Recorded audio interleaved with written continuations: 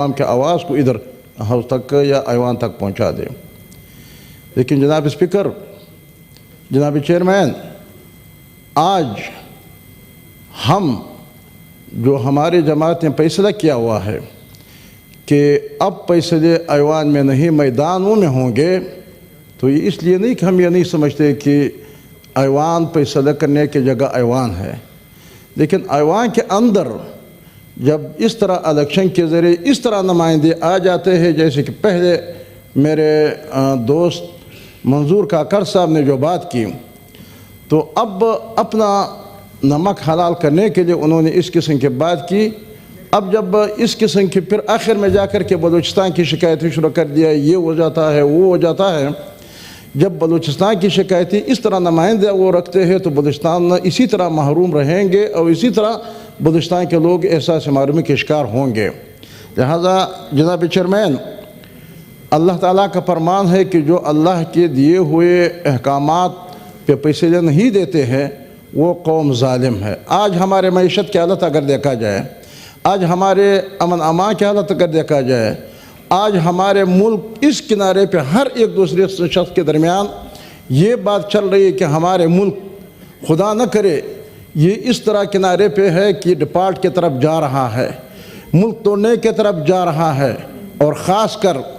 جو دو صوبے جو شورش زدہ صوبے ہے، خیبر پختونخوا اور بلوچستان۔ اب خیبر و پختونخوا اور بلوچستان میں الیکشن کا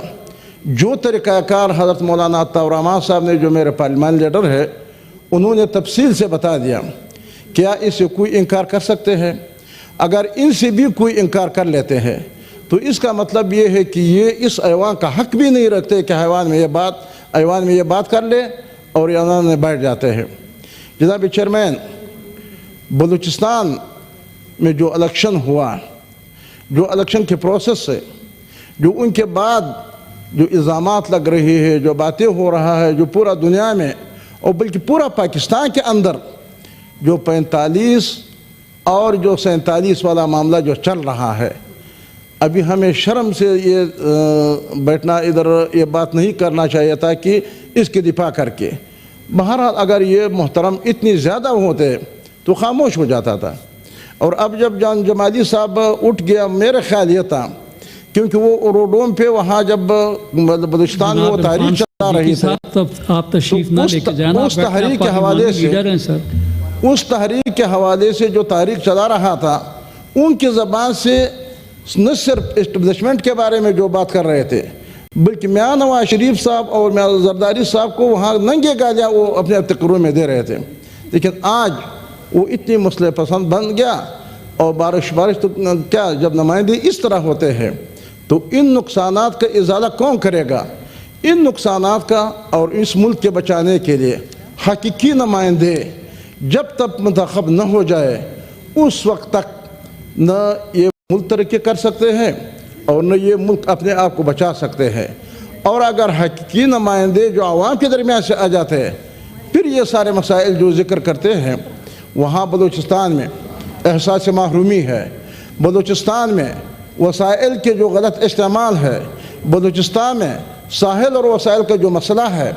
اور وہاں وہ سارے اس وقت حل ہو سکتے ہیں کہ جب عوام کے حقیقی نمائندے آ جاتے ہیں۔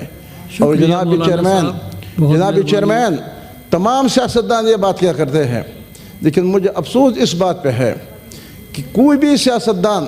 جب ان کے حق میں فیصلہ آ جاتے ہیں اور الیکشن ان کے حق میں استعمال ہو جاتا ہے، وہ کرسی تک پہنچ سکتے ہیں، پھر سب کچھ ٹھیک ہوتا ہے، اور جب ان کے حق میں نہیں ہوتا ہے پھر سب کچھ خراب ہوتا ہے۔ جیسے کہ اللہ جل جلالہ فرماتے ان یکن لہم الحق یأتوا الیہ مذعنین، اور جس کے حق میں فیصلہ ان کے مفاد میں ہو، ان کے گروہی مفادات میں ہو، ان کے ذاتی مفاد میں ہو، تو پھر مضبوطی سے پکڑ لیتے ہیں کہ جمہوریت کا فیصلہ ہے اور یہ حق کی فیصلہ ہے۔ بہت شکریہ مجھے 2 منٹ دے دو۔ تو جناب اسپیکر، اس حوالے سے جب وہاں سے کل عرفان صدیقی صاحب نے یا کچھ دوستوں نے جو بات کر رہے تھے، اچھی بات ہو رہے تھے، لیکن میں صدیقی صاحب کا احترام کرتا ہوں، لیکن اب مجھے بتائے کہ ہم جو پہلی بنیاد ہے جیسے کہ خشت اول چون حد میں مار کج تاثریا میرا و دیوار کج، جو پہلے اینٹ کا وہ ٹیڑھا رکھ لیتے ہیں تو پھر آسمان تک جب جاتے ہیں تو بھی یہ دیوار ٹیڑھا ہو جاتا ہے۔ لہٰذا جب الیکشن اور انتخابات اس طرح 45 اور 47 والا معاملہ ہو تو پھر اس کے بعد اس ایوان کیا پیسے دے سکتے، یہ ایوان کیا عوام کے لیے کر سکتے۔ تو میرے جو سب کچھ جو کر دیا ہمارے ملک میں 75 سال سے جو ہو رہا ہے وہ تو جن قوتوں کی طرف سے ہو رہا ہے وہ تو ہے، لیکن جب سیاستدانوں نے ان کے لیے اپنا کندھا استعمال کر کے، تو ہمارے گلہ تو ان لوگوں سے، ہمارے گلہ تو میں جمعیت علماء اسلام، ہم اپنے دوستوں سے، مسلم لیگ نون کے دوستوں سے اور پیپلز پارٹی کے دوستوں سے، کہ 2018 کے الیکشن کے حوالے سے جب ہم نے ایک مشترکہ تحریک چلائی اور اس تحریک کے نتیجے میں وہ حکومت کسی نہ کسی طریقے پہ ختم ہو گئی، لیکن اب نیا جو الیکشن آ گیا کیا ان کے نتائج میں کوئی فرق ہے؟ لیکن جب نتائج میں فرق نہیں ہے اور ہم نے ابھی بھی وہی میدان میں ہے، ہم نے بھی ابھی اس وقت بھی ہم نے وہ تسلیم نہیں کیا وہ نتائج۔ شکریہ لیکن میں دوستوں سے گزارش کرتا ہوں کہ اگر آپ اس نتائج کو آج اپنے حق میں، جو آپ کے حق میں وہ تسلیم کرتے ہیں، تو پھر آئندہ آپ کا کیا حشر ہوگا۔ لہٰذا جناب اسپیکر، جناب چیئرمین، میں سیاستدانوں سے یہی گزارش کرتا ہوں کہ خدا را جو ہمارے 2 منٹ بس 2 منٹ میرے گزارش یہ ہے کہ مسائل تو بہت ہے، بلوچستان کی بھی مسائل ہے، بلوچستان کے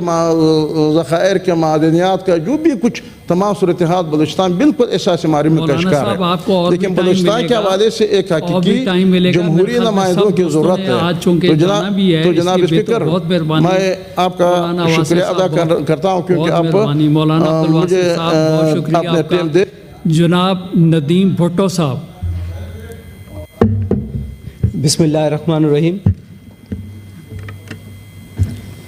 اللہم صلی وسلم علی نبینا و حبیبنا محمد علیہ وصحبہ صلی اللہ علیہ وآلہ وسلم۔ بہت شکریہ جناب چیئرمین، آپ نے مجھے بولنے کا موقع دیا۔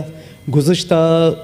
3 اجلاسوں سے میں کوشش کرتا رہا، ہاتھ اٹھا کے میرا کندھا جو ہے وہ تھوڑا سا ڈس بیلنس ہو گیا۔ میں سوچ رہا تھا کہ پتہ نہیں اس بجٹ تک مجھے موقع